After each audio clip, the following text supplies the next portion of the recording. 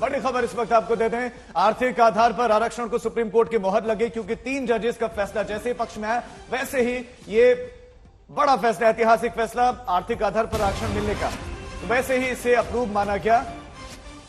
लेकिन अभी बड़ी खबर आपको देते हैं। Justice UU Lalit, justice Bhatt, उनका फैसला आर्थिक आरक्षण के खिलाफ है। जस्टिस यूयू ललित आर्थिक आरक्षण के खिलाफ में ये सीजेआई है और आखिरी कार्य दिवस है उनका। संजय, ये बड़ी खबर, क्योंकि जस्टिस भी इसके खिलाफ, लेकिन 3 जजेस कह चुके थे कि पक्ष में, तो इसीलिए पक्ष में फैसला।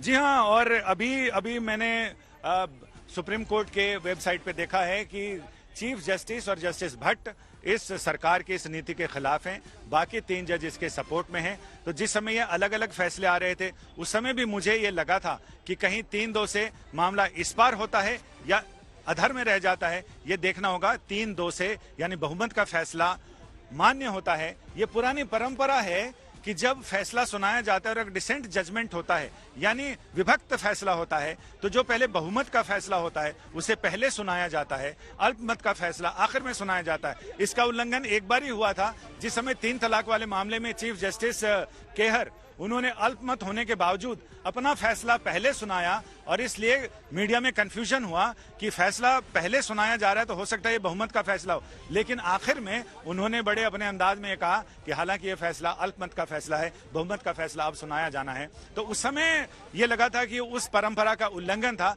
लेकिन इस बार जैसे ही ये फैसला सपोर्ट में आया तो हमारे अंदर से आवाज यही आ रही थी कि ये बहुमत का फैसला है। और इससे आगे जैसे ही 3 जजेस ने अपना फैसला सुनाया, इसके बाद जस्टिस एस रविंद्र भट्ट ने अपना फैसला सुनाया, तो समझ में आ गया कि अब डिसेंट वॉइस आना शुरू हो गई है, यानी अब इस फैसले के उलट जो विचार हैं जिन जजों के वो आने शुरू हो गए हैं। चीफ जस्टिस ने सबसे आखिर में अपना फैसला बताया, उन्होंने जस्टिस रविंद्र भट्ट के साथ अपने विचारों की सहमति जताई। लेकिन अब ये देखिए कि ये कहा जाता है कि chief justice equal among all हैं, लेकिन उसमें फर्स्ट अमंग इक्वल, तो उसमें ये पता चला कि चीफ जस्टिस अगर खिलाफ भी हैं तो सभी जजों के, यानी परीक्षा में जो प्रश्न आते हैं उसमें लिखा सभी प्रश्नों के मान बराबर हैं। तो वैसी ही स्थिति है कि सारे जजेस की स्थिति एक जैसी है। उसमें अगर 3 जजेस किसी फैसले पर एक मत होते हैं और चीफ जस्टिस और उनके साथी जज अगर अल्पमत में रहते हैं तो फैसला बहुमत का ही लागू होता है, यानी सारे जजों की। ठीक है संजय, आपको रोक रही हूँ। आरजेडी के प्रवक्ता इस वक्त मृत्युंजय तिवारी जुड़ चुके हैं। मृत्युंजय जी, आप तो इस फैसले के, आपको तो ये पसंद ही नहीं था जो सरकार लेकर आई, लेकिन अब कोर्ट का फैसला तो इसी दिशा में। नहीं, देखिए, माननीय न्यायालय का जो फैसला आया है, हम अभी न्यूज चैनलों के समाचार माध्यम से हम ये जानकारी मिली है कि माननीय सर्वोच्च न्यायालय के 3 बेंच ने इस पर सर्वसम्मति से फैसला दिया है। अब पूरे फैसले की जब तक कॉपी नहीं आ जाती है, इसकी समीक्षा नहीं होती है, तो माननीय न्यायालय के फैसले पर तो कोई राजनीतिक टीका टिप्पणी नहीं की जा सकती है। उनके फैसले का सम्मान है। बाकी पार्टी का नेतृत्व इस पर समीक्षा करेगा, इस पर देखेगा। देखिए मृत्युंजय जी, बहुत शुक्रिया हमारे साथ जुड़ने के लिए। याचिकाएं दायर की गई थी जिन पर फैसला देखिए आ ही रहा है, धीरे धीरे आप और अपडेट हम तक पहुंचाएंगे। लेकिन इसमें इस याचिका में 3 प्रमुख सवाल उठाए गए थे। उसमें से दूसरा प्रमुख सवाल था SC/ST वर्ग के सामाजिक और आर्थिक रूप से पिछड़े लोगों को EWS आरक्षण से बाहर रखना क्या संविधान के बेसिक स्ट्रक्चर के खिलाफ है? क्या इस पर भी अभी तक कोई टिप्पणी कोर्ट की तरफ से? ये दलीलें दी जरूर गई थी याचिकाकर्ताओं की तरफ से कि 10% दो, उसमें भी हमें हिस्सा दो। अगर सवर्ण लोगों को दे रहे हो तो उसमें भी हमारा 47%, 43% जो हिस्सा है उनका, 27% OBC के लिए, बाकी लोगों, तो वो हिस्सा वो मांग रहे थे उसमें। लेकिन जिस तरह से इस मामले को सुप्रीम कोर्ट ने अभी तक अपने फैसले, जो ऑपरेटिव पार्ट बताया गया, उसमें ये लग रहा है कि SC/ST और OBC का जो आरक्षण है वो अपनी जगह रहेगा, ये अपनी जगह होगा। इसमें स्पष्टता आने की जरूरत है, क्योंकि कोर्ट में जो फैसला सुनाया गया है उसमें इस पर बहुत विस्तार से नहीं बताया गया है। वो विस्तार हमें फैसले में देखना पड़ेगा कि उस पर कोर्ट ने क्या अलग अलग राय दी है या एक राय दी है। क्या ये मान लिया है कि उसमें आर्थिक रूप से जो आरक्षण अभी तक दिया जाता है, इसमें आर्थिक, शैक्षणिक, सामाजिक और राजनीतिक, ये सारे क्राइटेरिया शामिल हैं या इस 10% में भी उनको दिया जा रहा है। लेकिन अगर ऐसा होता तो शायद हो सकता है कि जजेज ने अपने फैसले में ये स्पष्ट किया होता। तो ऐसा भी हो सकता है कि ये जो दलीलें याचिकाकर्ताओं की तरफ से दी गई थी कि इसमें भी हमें आरक्षण दो, तो ऐसे में जो आर्थिक रूप से पिछड़ा वर्ग है, जो सवर्णों की या बाकी लोगों की बात की जा रही है, उसमें शायद हो सकता है कि वो सरकार का मकसद सॉल्व नहीं हो पाता हो या कोर्ट ने इस पर अपनी सहमति जताई हो। तो ये आगे देखना पड़ेगा, लेकिन अभी तक के फैसले से यही लग रहा है कि शायद सुप्रीम कोर्ट ने इन दलीलों को दरकिनार ही किया है। यानी कि संजय, इसका आर्थिक असर है, शैक्षणिक असर है, लेकिन सामाजिक इसका असर नहीं पड़ेगा। यानी कि जो तीन पहले से कोटा सिस्टम चल रहा है, इसका सामाजिक असर नहीं है। और कोर्ट ने 4 जजेस ने तो कम से कम ये मान लिया है।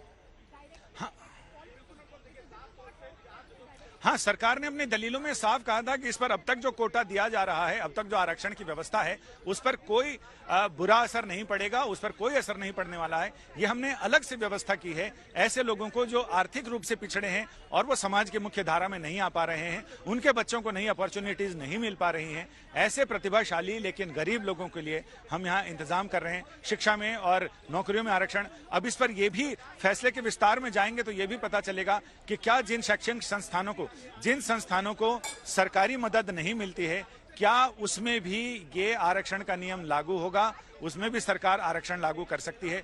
ये तमाम जो सवाल थे जो सुनवाई के दौरान आए थे, उन तमाम सवालों पर जवाब विस्तार में जब जाएंगे, गहराई में जाएंगे, जब इस फैसले के पन्ने पलटे जाएंगे, तब जाकर पता चलेगा। अभी तो सिर्फ मुख्य बातें हैं, जो ऑपरेटिव पार्ट हैं वो कोर्ट ने कोर्ट रूम में सुनाए हैं। बाकी फैसले की तो मोटी मोटी प्रतियां होंगी जिन्हें खंगालना पड़ेगा।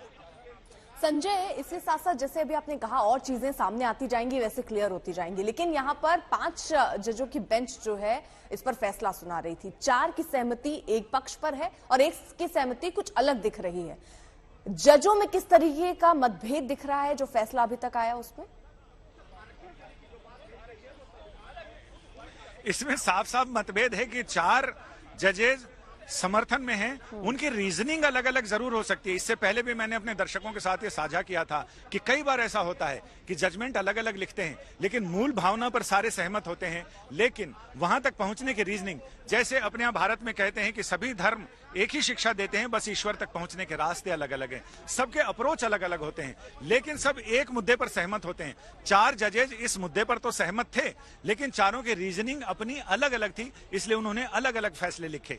और अगर रीजनिंग भी समान होती है, जब एक समान होते हैं, तो एक ही जज कोई फैसला लिखते हैं और बाकी सारे लोग उसके साथ ही अपनी सहमति जताते हैं, सारे लोग उस पर अपने दस्तखत करते हैं। तो अभी भी यह है कि फैसले की रीजनिंग अलग अलग है, लेकिन 4 जजेज इस मामले पर एक मत थे कि हाँ, 10% आरक्षण देने में कहीं कोई हर्जा नहीं है, संविधान की मूल भावना आहत नहीं होती है और ऐसे लोगों को सरकार ने आरक्षण देकर देश के जो जातिवादी व्यवस्था है, जो ऐसी आरक्षण की व्यवस्था है, उसमें कहीं कुछ उसको डाइल्यूट करने की कोशिश की है कि दूसरे वर्गों को भी इसमें, जो गरीब वर्ग है, जो अक्षम वर्ग है, आर्थिक रूप से सक्षम नहीं है, उन सारे लोगों को भी सरकार की तरफ से मदद मिली है। तो इस तरह से जो रिजर्व्ड कोटा और अनरिजर्व्ड के बीच की जो खाई थी, उसे भी पाटने में मदद मिलेगी, ऐसी सरकार की भावना है, ऐसे सरकार की मंशा थी, जिस पर सुप्रीम कोर्ट ने अपहेल्ड किया है। और जो कई तरह की टिप्पणियां की हैं जजों ने अलग अलग अपने फैसलों में, वो यही बताती हैं कि इसमें कहीं कोई गड़बड़ ऐसी नहीं है, संवैधानिक रूप से कोई ब्रीच नहीं है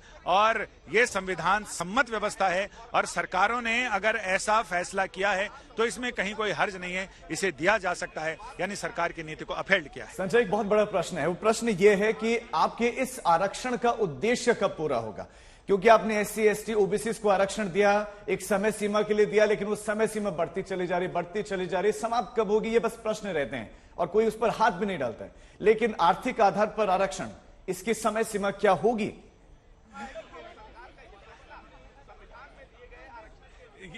इसकी समय सीमा को लेकर भी फिलहाल ऑपरेटिव पार्ट में तो कुछ नहीं बताया गया।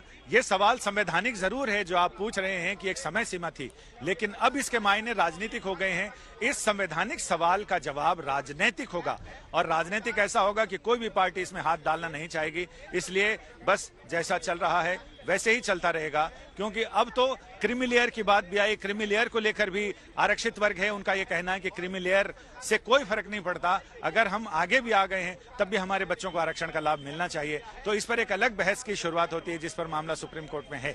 तो ऐसे में क्रीमी लेयर को लेकर भी सारी चीजें आती हैं कि उस पर भी ट्रिपल टेस्ट है, वो कैसे किया जा रहा है, उसको आगे कैसे किया जाएगा। तो इन तमाम चीजों को लेकर, लेकिन ये सही है कि आरक्षण कब तक, ये सवाल अभी जस्टिस पारदीवाला ने भी कहा कि ये आरक्षण दिया जाना कोई अंतिम सॉल्यूशन नहीं है, ये तो सॉल्यूशन की शुरुआत है, ये पहली सीढ़ी है। अब इस पर कब तक आगे आने वाली पीढ़ियां कब विचार करेंगी या नहीं करेंगी, आगे आने वाली कोर्ट में क्या इस पर कुछ राय बनेगी, या फिर ऐसे ही जैसे चल रहा है वैसे ही चलता रहेगा, ये तो भविष्य के गर्त में है।